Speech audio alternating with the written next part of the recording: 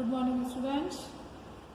Today we are going to start lecture number 4 of class 12 CBSE and RBSE of chapter 7. In previous lecture we discussed about the formation of ammonia and its properties and understand the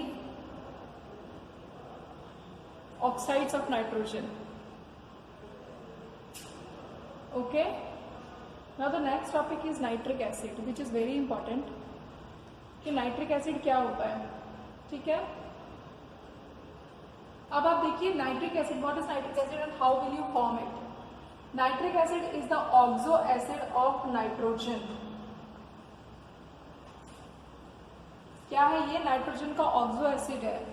nitric मतलब सिर्फ आपके course में nitric acid है, वैसे oxo acids of nitrogen तो और भी हैं, जैसे नाइट्रस है, हाइपोनाइट्रस है, लेकिन हम सिर्फ HNO3 के बारे में ही पढ़ेंगे।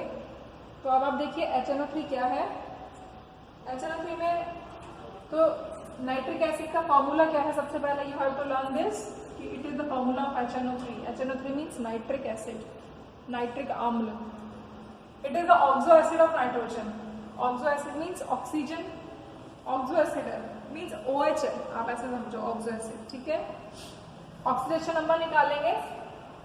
ऑक्सीडेशन नंबर कितना आ जाएगा? x - 6 + 1 = 0। तो x की वैल्यू कितनी आ जाएगी? 5 आ जाएगी, ठीक है। अब how will you form it? इसको आप बनाएंगे कैसे? There are various methods.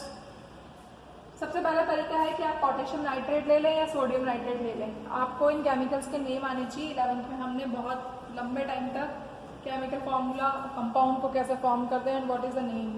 तो सबसे पहले हमने क्या लिया? पोटेशियम नाइट्रेट या सोडियम नाइट्रेट, दोनों में से जो भी अवेलेबल है। That is reacted with H2SO4, जिसकी रिएक्शन कराते हैं किससे? H2SO4 से, सल्फ्यूरिक अम्ल से।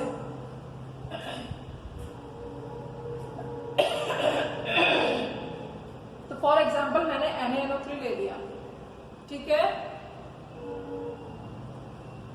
NaNO3 की रिएक्शन करा रही हूँ मैं H2SO4 से। तो अब आप देखिए क्या बनेगा। यहाँ पर इस रिएक्शन को देखना, देखिए ये जो इनऑर्गेनिक है इसमें रीजनिंग के क्वेश्चंस आते हैं और केमिकल रिएक्शंस हैं। वो केमिकल रिएक्शंस आप यदि हर दिन पढ़ेंगे, उसको रिवाइज करेंगे तो आपको लर्न हो जाएगी, ठीक है। तो देखिए क्या बनेगा। एक तो बनेगा HNO3 जो कि आप बना रहे हैं, एक बनेगा NaHSO4। Na पहले HNO3, ये NO3 तो पूरा का पूरा और एक H, ठीक है। तो अब यहाँ पर कितना बचा? H बचा, HSO4 को यहाँ पर। क्लियर? सेकेंड मेथड है बाय ओसवाल प्रोसेस। यदि आपको लार्ज स्केल पर बनानी है, ठीक है, ज्यादा मात्रा में यदि आपको फॉर्म करना है HNO3, then you will follow the Ostwald process. Ostwald प्रक्रिया क्या है? It occurs in 3 steps. ये 3 प्रोसेस में होती है, 3 स्टेप्स में होती है। फर्स्ट होता है कैटालिटिक ऑक्सीडेशन ऑफ अमोनिया, यानी अमोनिया का आप क्या कर रहे हैं? उत्प्रेरकीय ऑक्सीकरण कर रहे हैं। कैटालिटिक का मतलब क्या होता है? उत्प्रेरक। ऑक्सीडेशन का मतलब होता है ऑक्सीकरण। तो कैटालिटिक ऑक्सीडेशन कर रहे हैं अमोनिया का। देखो फर्स्ट स्टेप क्या है? अमोनिया लिया आपने, इसका कैटालिटिक ऑक्सीडेशन कर रहे हैं, तो ऑक्सीडेशन का मतलब ऑक्सीजन होनी चाहिए। तो catalytic oxidation of ammonia by air, air के द्वारा। एयर में क्या है? ऑक्सीजन है। तो अमोनिया का जब हम अमोनिया और ऑक्सीजन की हम रिएक्शन कराते हैं, किस पर? आपको ये चीजें बिल्कुल याद करके रखनी है, प्लैटिनम या रोडियम कैटलिस्ट की प्रेजेंस में, ठीक है। 500 केल्विन टेम्परेचर पर और 9 बार पर, यानी इतने प्रेशर, इतने टेम्परेचर, इतने कैटलिस्ट पर यदि if you catalytically oxidise ammonia by oxygen, in that case what will form? It will form NO। NO बनेगा और वाटर मॉलिक्यूल बाहर निकलेगा, ठीक है। फर्स्ट स्टेप NO क्या है? Nitrogen monoxide. अब नाइट्रोजन मोनोऑक्साइड जो है उसका सेकेंड स्टेप में इट इज कंबाइंड, इसका संयोग होता है किसके साथ? ऑक्सीजन के साथ। So it is combined with oxygen. तो NO ऑक्सीजन के साथ कंबाइन होती है और NO किसमें बदल जाती है? मोनोऑक्साइड डाइऑक्साइड में बदल जाती है। क्लियर? अब ये जो डाइऑक्साइड बना है ये वाटर में घुलता है। इस नाइट्रोजन डाइऑक्साइड क्या ये भी एक गैस है? ठीक है। इसको आप किस में घोलते हैं, पानी में घोलते हैं। तो जब आप इसको पानी में घोलते हैं तो क्या होता है, NO2 जब आप वाटर के साथ रिएक्ट करती है तो HNO3 बनता है, ठीक है। लेकिन साथ में NO गैस भी बनती है, ओके।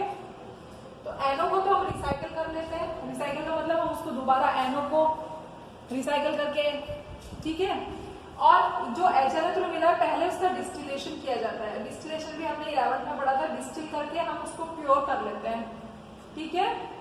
और फिर उसके बाद उसका हम क्या करते हैं, डिहाइड्रेशन। डिहाइड्रेशन का मतलब लॉस ऑफ वाटर। यदि हम पानी को निकाल देंगे तो HNO3 कैसा हो जाएगा, कॉन्सेंट्रेटेड हो जाएगा, ओके, सांद्र हो जाएगा। यदि HNO3 में ज्यादा पानी है तो वो तनु रहेगा, डाइल्यूट रहेगा। And if we remove water और we can say this is the method of concentrating that compound. तो डिहाइड्रेशन कर देंगे। डिहाइड्रेशन हम किसी की भी प्रेजेंस में, कोई भी डिहाइड्रेटिंग एजेंट की प्रेजेंस में डिहाइड्रेशन कर देंगे। इसकी प्रेजेंस में कर सकते हैं, H2SO4 की प्रेजेंस में कर सकते हैं, P2O5 की प्रेजेंस में कर सकते हैं, ठीक है। तो this Ostwald process is very important and can be asked. तो कुछ नहीं है, सबसे पहले अमोनिया से NO बनाओ, NO से NO2 बनाओ और NO2 का हाइड्रोलिसिस कर दो, ठीक है। उसके बाद इसकी प्रॉपर्टीज के बारे में देखिए। अब प्रॉपर्टी क्या है, नाइट्रोजन कैसा है, कलरलेस लिक्विड है, इसका कोई कलर नहीं होता, पानी जैसा होता है। यदि पानी की जगह इसको रख दे तो आप इसको पहचान नहीं पाएंगे। लिक्विड है ये, इसका बॉइलिंग पॉइंट है 355.6 kelvin, you have to learn this. इसकी स्पेसिफिक ग्रेविटी होती है 1.504। अब यदि if we go to the structure, ये कैसा मॉलिक्यूल है, प्लेनर मॉलिक्यूल है ये। तो प्लेनर मॉलिक्यूल, देखो प्लेनर मॉलिक्यूल इसके स्ट्रक्चर क्या है, HNO3। तो N डबल बॉन्ड हो O और किससे जुड़ा हुआ, मतलब HNO3 है ना, देखो N डबल बॉन्ड हो O और तो 3 ऑक्सीजन, नाइट्रोजन और H, ठीक है, ओके। ये HNO3 हो गया। अब आपको यहाँ पर देखना है HNO3 का स्ट्रक्चर कैसा है।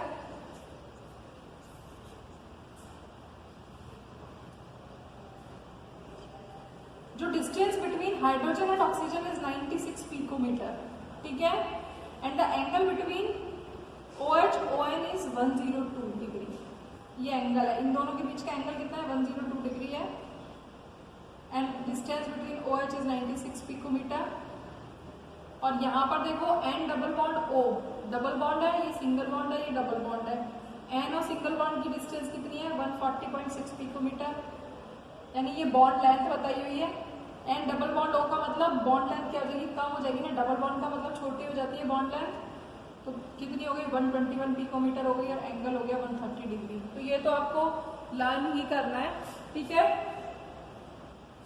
अब आप देखिए लैबोरेटरी ग्रेड, जब आप बुक को पढ़ेंगे तो you will see that the laboratory grade HNO3 is 68% by mass. What does it mean कि 68% by mass, 68% by mass means कि बाय मास, मास का मतलब 68% का मतलब क्या है, 100 में 68, 100 में 68, ठीक है। 68% का मतलब ये है ना, 100 में यदि मैं लिखती 20% तो 100 में क्या होता, 20%, ओके। तो 68% का मतलब 100 में 68 है, लेकिन किस टर्म में, बाय मास। मास का मतलब वेट, मास का मतलब क्या था, वेट। किस में करते हैं, ग्राम में। यदि हमने 100 ग्राम वाटर लिया है, या 100 ग्राम, जो 100 ग्राम वाटर में 68 ग्राम क्या है, HNO3 है। तो मैंने लिखा है इन 100 gram water 68 gram HNO3 is present. It is the meaning of 68%।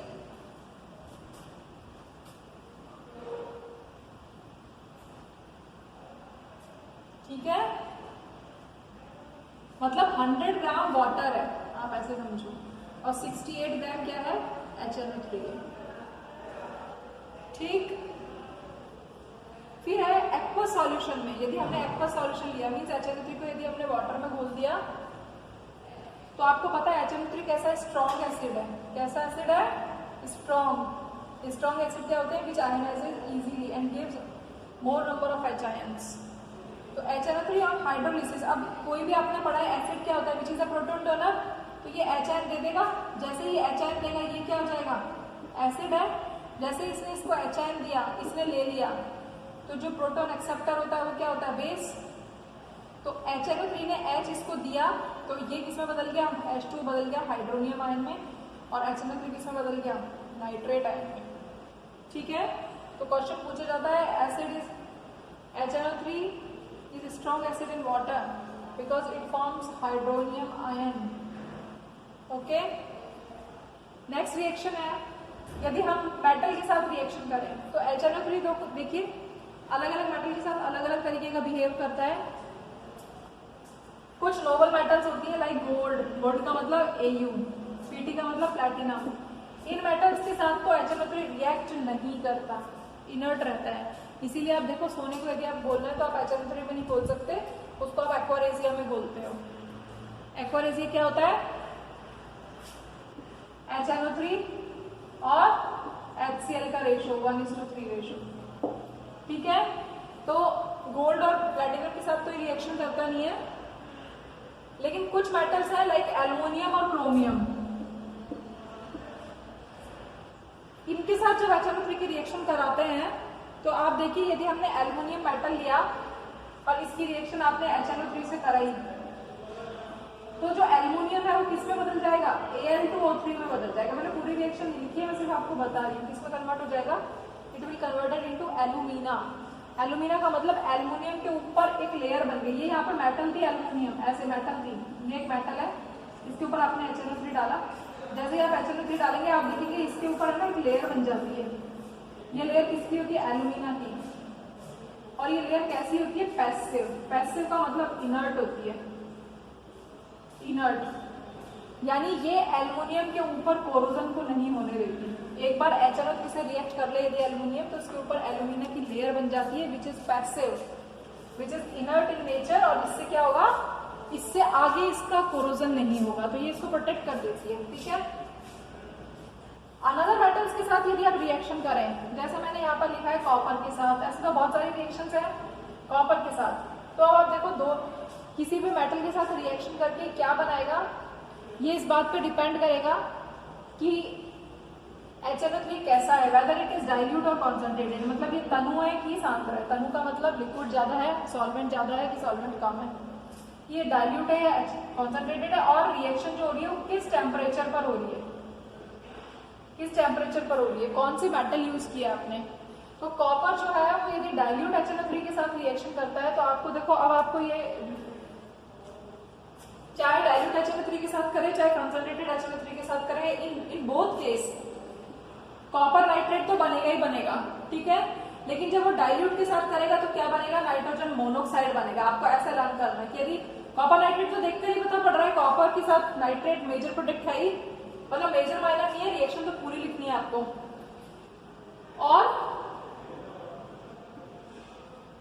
और क्या है, और क्या बनेगा, NO बनेगा। ठीक है, और वाटर मॉलिक्यूल बनेगा। लेकिन यदि आप कॉन्सेंट्रेटेड लेते हो तो क्या बनेगा, नाइट्रोजन डाइऑक्साइड बनेगा, वाटर बनेगा। तो मेजर डिफरेंस यहाँ पर है, यहाँ पर मोनोऑक्साइड बन रहा है, यहाँ पर डाइऑक्साइड बन रहा है इन केस ऑफ कॉपर। ठीक है, उसके बाद आप देखिए नेक्स्ट रिएक्शन है, यदि आप जिंक मेटल की रिएक्शन कराते हैं किसके साथ, HNO3 के साथ। तो HNO3 के साथ जब आप जिंक की रिएक्शन करेंगे डाइल्यूट और कॉन्सेंट्रेटेड में, अगेन जिंक नाइट्रेट बनेगा, लेकिन इस बार प्रोडक्ट क्या बनेगा, दूसरा प्रोडक्ट बनेगा, यहाँ पर बनेगा डाइनाइट्रोजन ऑक्साइड, और नीचे वाले में कॉन्सेंट्रेटेड में वही डाइनाइट्रोजन, नाइट्रोजन डाइऑक्साइड। ठीक है, तो ये रिएक्शंस आपको लर्न करके रखनी है। अब आप देखिए रिएक्शन विद नॉन मेटल, कि यदि HNO3 जो है वो नॉन मेटल के साथ यदि रिएक्ट करेगा तो किस तरीके से रिएक्ट करेगा। देखो नॉन मेटल का मतलब बहुत सारी नॉन मेटल्स हो सकती है, जैसे सबसे इंपॉर्टेंट है, जैसे मान लो कार्बन नॉन मेटल लिया तो ये कार्बन को किस में कन्वर्ट कर देता है, CO2 में। आपको सिर्फ ये चीज लर्न करनी है, बाकी रिएक्शन कैसे याद होती है वो मैं आपको अभी बता रही हूँ। तो आपको ये पता होना चाहिए कार्बन किस में कन्वर्ट हो जाएगा, CO2 में, I2 किस में कन्वर्ट हो जाएगा, HiO3 में, P4 किस में कन्वर्ट हो जाएगा, H3PO4 में, एसिड किस में कन्वर्ट हो जाएगा, H2SO4 में। ठीक है, यानी इन नॉन मेटल को इसमें कन्वर्ट कर देता है। अब आप रिएक्शन को कैसे लिखेंगे, देखो नॉन मेटल किसके साथ रिएक्शन कर रहा है, मतलब कार्बन के साथ रिएक्शन कर रहा है, कौन रिएक्शन कर रहा है, HNO3 HN3 की रिएक्शन पढ़ रहे हैं, तो 2 रिएक्टेंट तो फिक्स हो गए। अब अभी आपको पता है कार्बन किसमें कन्वर्ट होगा, कार्बन CO2 में कन्वर्ट होगा, ठीक है। और बाकी सब में जो HNO3 है वो किसमें कन्वर्ट होगा, NO2 और वाटर मॉलिक्यूल में कन्वर्ट होगा, ठीक है। तो कार्बन से CO2 बना, HNO3 से NO2H2O बना, इसमें भी I2 से HIO3 बना, HNO3 से NO2H2O बना, यहाँ पर भी P4 से H3PF4 बना, HNO3 से NO2H2O बना, एसिड से H2SO4 बना और HNO3 से NO2H2O बना। अब ये जो रिएक्शंस आपने लिखी है, these reactions are not balanced, सिर्फ आपको ये बताए, लेकिन अब आपको वहां पर अब आप देखो, या तो आपको रिएक्शन इस तरीके से बैलेंस करनी आनी चाहिए, ठीक है, कि रिएक्शन कैसे बैलेंस होगी, और या फिर मैंने आपको 11th में इन द रिडॉक्स चैप्टर हमने ऑक्सीडेशन रिडक्शन को बैलेंस किया था, तो हाफ सेल रिएक्शन से हम बैलेंस कर सकते हैं इजीली, ठीक है। देखो जैसे फॉर एग्जांपल मैं एक एग्जांपल बता रही हूँ, आप बाकी की घर पर कर देखेंगे, बैठ जाती है तो कहीं यदि डिफिकल्टी आती है, यू कैन आस्क। I2 किसमें बदल, 2 हाफ रिएक्शन में बदल दी, एक तो I2 किसमें बदल रहा है, HIO3 में, तो I2 is converting into HIO3, okay. Reaction कैसे बैलेंस करते हैं, first we see the metal except hydrogen and oxygen, hydrogen और ऑक्सीजन के अलावा मेटल्स को बैलेंस करते हैं, तो यहाँ पर I के 2 है, यहाँ पर I का 1 है, तो हमने 2 लगा दिया, I जो है वो दोनों तरफ 2 हो गए, ओके। अब आप इसके बाद किसको करते हैं, ऑक्सीजन को, यहाँ पर देखो ऑक्सीजन कितनी है 6, यहाँ पर एक भी ऑक्सीजन नहीं है, तो मैं उतने ही यहाँ पर क्या जोड़ दूँ, water molecule, recall the chapter of redox in 11th class, 6 हमने 6 ऑक्सीजन, ठीक है, 3 दूनी 6 तो 6 ऑक्सीजन हो गए। अब आप हाइड्रोजन को बैलेंस कीजिए, here is a 12 hydrogen, okay, and here 2, तो आप यहाँ पर क्या जोड़ देंगे, 10 HIN, 10 और 2 12 हाइड्रोजन हो गए, बैलेंस हो गई रिएक्शन। अब इस साइड में पॉजिटिव चार्ज है, तो पॉजिटिव चार्ज को कितने से बैलेंस करेंगे, यदि पॉजिटिव 10 का है तो 10 ही इलेक्ट्रॉन आप जोड़ देंगे, so this reaction is balanced, okay, be clear in your mind. Now come to the next half reaction, HNO3 किसमें कन्वर्ट हो रहा है, NO2 और H2O में, ठीक। अब आप देखो नाइट्रोजन दोनों तरफ एक एक है, it is balance, then oxygen पर जाइए, यहाँ पर 3 है, यहाँ पर 2 और 1, यहाँ पर भी 3 है, so now we will balance hydrogen, here is a 1 hydrogen and here is a 2, okay, so we will add 1 HIN here and we will add 1 electron also, okay, so both the half cell reactions are balanced. Now we will, अब आप देखो सारी चीजें balance है, लेकिन यहाँ पर कितने इलेक्ट्रॉन है, 10 इलेक्ट्रॉन है, और यहाँ पर कितने इलेक्ट्रॉन है, 1 इलेक्ट्रॉन है, इस होल रिएक्शन को मैं किससे मल्टीप्लाई कर दूं, 10 से, तो दिस रिएक्शन बिकम्स, देखो 10 HNO3 plus 10 HIN plus 10 electron equals to 10 NO2 plus 10 H2, okay. और इस रिएक्शन को जोड़ दीजिए आप, I2 plus 6 H2O is equal to 2 HIO3 plus 10 HIN plus 10 electron. Now add both reactions, okay, देखो 10 electron से 10 electron cancel, ठीक है, तो रिएक्शन क्या हो गई, रिएक्शन हो गई I2 प्लस 10 HNO3, इतना हो गया। अब आप देखो यहाँ पर 6 H2O है और यहाँ पर कितने H2O है, 10 H2O है, तो किधर H2O ज्यादा है, इधर H2O ज्यादा है, कितने 6 से 6 कैंसिल हो जाएंगे, तो यहाँ कितने बच जाएंगे, 4 H2O, ओके, तो H2O भी हमारा क्या हो गया, बैलेंस आउट हो गया, ठीक है। अब आप देखो यहाँ पर 10 HIN, यहाँ पर भी 10 HIN, so it is also crossed. Now the reaction is 10 NO2 plus 2 HIO3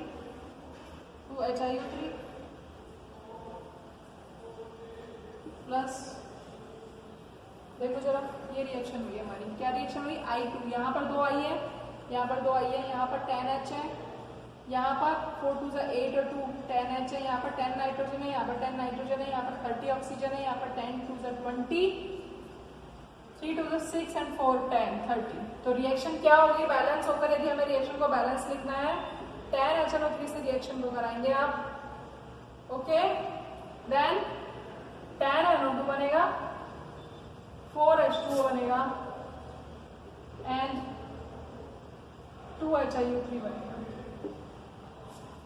okay, so you have to balance these reaction in this manner. तो आपको ये बैलेंस करनी आनी चाहिए, क्योंकि you are not able to learn, if you are able then it's too good. तो आपको reaction तो वहां पर बैलेंस ही लिखनी है, लेकिन आप कैसे करेंगे, इस तरीके से करेंगे। ये मैंने आपको 11th में भी बताया था और अभी एक बार फिर से करके बता दिया है। ओके, सो ऑल रिएक्शन, ऐसा नहीं कि नॉन मेटल की, अभी कॉपर नाइट्रेट वाली रिएक्शन की थी, वो भी आप करके देखें। If you are not able then you can ask. ठीक है, अब आप यहाँ पर देखो, क्वेश्चन तो कैसे भी पूछ सकता है। जैसे फॉर एग्जांपल फर्स्ट रिएक्शन देखिए, कार्बन किस में कन्वर्ट हो रहा है, CO2 में कन्वर्ट हो रहा है, HNO3 इज कन्वर्टिंग इनटू। अब आप यहाँ पर देखो, ऑक्सीडेशन नंबर कार्बन का यहाँ पर क्या है, 0, और कार्बन का ऑक्सीडेशन नंबर यहाँ पर क्या है, +4। ठीक है, तो ऑक्सीडेशन नंबर 0 से क्या हो रहा है, +4, ऑक्सीडेशन नंबर इज इंक्रीजिंग। तो कार्बन का यहाँ पर क्या हो रहा है, oxidation. Okay, if two reactants are present and one is undergoing oxidation, then obvious सी बात है, इसका क्या होगा, रिडक्शन। रिडक्शन कैसे हो रहा है, यहाँ पर नाइट्रोजन का ऑक्सीडेशन नंबर निकाल के देखिए कितना है, कैसे निकालोगे, HNO3 में नाइट्रोजन का है +5, कैसे, हाइड्रोजन 1, ऑक्सीजन -6, -6 में से +1 गया, -6 में से +1 गया, तो कितना बचा, +5 बचा। ओके, +5, और यहाँ पर देखो -4 +4, तो यहाँ पर ऑक्सीडेशन नंबर कितना है, +4। तो +5 से क्या हो रहा है, ऑक्सीडेशन नंबर +4 हो रहा है, तो प्रोसेस क्या हो रहा है, रिडक्शन। ओके, अपचयन हो रहा है। तो ऑक्सीकरण और अपचयन which we have studied in class 11 is used in this chapter, in whole chapter. Okay, then come to the brown ring test, which is a very important test. क्या होता है कि in this test we have a test tube, हमने एक test tube लिया और इसमें हमने क्या लिया, हमने इसमें कोई भी नाइट्रेट का एक्वा सॉल्यूशन ले लिया। Okay, any nitrate, aqua solution of any nitrate, कोई भी नाइट्रेट लिया उसका एक्वा सॉल्यूशन ले लिया, जैसे कॉपर नाइट्रेट, जिंक नाइट्रेट, जो भी मेटल है उसका। ठीक है, ये नाइट्रेट का टेस्ट है, प्रैक्टिकल्स में भी पूछा जाता है और थ्योरी में भी है। नाइट्रेट को आपने कोई भी सॉल्ट जो है, मान लो मैंने ले लिया कॉपर नाइट्रेट फॉर एग्जाम्पल, उसको पानी में घोला, डिसॉल्व करके अच्छे से घोल लिया, इसमें फिल कर दिया, तो नाइट्रेट का हमने क्या ले लिया, एक्वा सॉल्यूशन। अब एक्वा सॉल्यूशन लेने के बाद एक तरफ से हम क्या करेंगे, FeSO4 का एक्वा सॉल्यूशन डालेंगे, फेरस सल्फेट का, और दूसरी तरफ से हम कंसंट्रेटेड H2SO4 डालेंगे। फेरस सल्फेट डालने के बाद जो हम कंसंट्रेटेड H2SO4 डालेंगे वो किस तरीके से डालेंगे, in this manner we will add a pour H2SO4 in test tube in this manner that it come along wall of test tube, मतलब वो वॉल के साइड बाय साइड जाए, ऐसे नहीं बीच में नहीं डालेंगे, बिल्कुल साइड बाय साइड डालेंगे यहाँ से। तो हम देखते हैं कि जैसे ही वो ये जो नीचे जो आपने सॉल्यूशन डाला हुआ है नाइट्रेट और फेरस सल्फेट का, वहां पर क्या फॉर्मेशन हो जाती है, एक रिंग बन जाती है, एक ब्राउन कलर की रिंग बन जाती है, इसीलिए इसको टेस्ट को क्या बोलते हैं, it is called brown ring test. Okay, and what reaction occur in this test, first of all nitrate ले रखा है आपने, because it is a confirmatory test of nitrate, so nitrate will converted into NO, it is the most important. ठीक है, जरा देखिए यहाँ पर नाइट्रोजन का ऑक्सीडेशन नंबर कितना है, यहाँ पर +2 है, यहाँ पर नाइट्रोजन का ऑक्सीडेशन नंबर निकालिए, x -6 इक्वल्स टू -1, तो x की वैल्यू यहाँ पर कितनी है, 5, तो +5 से +2 में जा रहा है, मीन्स नाइट्रेट का क्या हो रहा है, टेल मी, नाइट्रेट का रिडक्शन हो रहा है। ओके, अपचयन हो रहा है, और मेटल आपने कौन सी ली, फेरस सल्फेट, Fe+2 किस में कन्वर्ट हो रहा है, Fe+3 में, तो इसका क्या हो रहा है, oxidation. Means if metal undergoing oxidation it will reduce the other ion. एक चीज का ऑक्सीडेशन हो रहा है तो दूसरे का रिडक्शन होगा, लेकिन मेटल यदि खुद ऑक्सीडाइज हो रही है तो दूसरे को क्या कर रही है, वो रिड्यूस कर रही है। Okay, so the reduction of nitrate occurs in the form of nitrogen monoxide. अब नाइट्रोजन मोनोऑक्साइड बन गया, अब जो Fe का जो आपने एक्वा सॉल्यूशन लिया हुआ है उसमें ये जो NO है वो उसके साथ रिएक्ट करता है और क्या बना लेता है, एक ब्राउन कलर्ड कॉम्प्लेक्स बना लेता है। ठीक है, so this is the test and this is the very important test. ठीक है, यहाँ पर देखो क्या हो रहा है, जब आप NO के साथ रिएक्ट कर रहे हो, यहाँ पर ये कैसा कंपाउंड है, ऑक्टाहेड्रल, ये कैसा कोऑर्डिनेशन कंपाउंड है, हमने पढ़ा हुआ है। ऑक्टाहेड्रल इसकी ज्योमेट्री होगी, होमोलैप्टिक है, कैटायनिक कॉम्प्लेक्स है।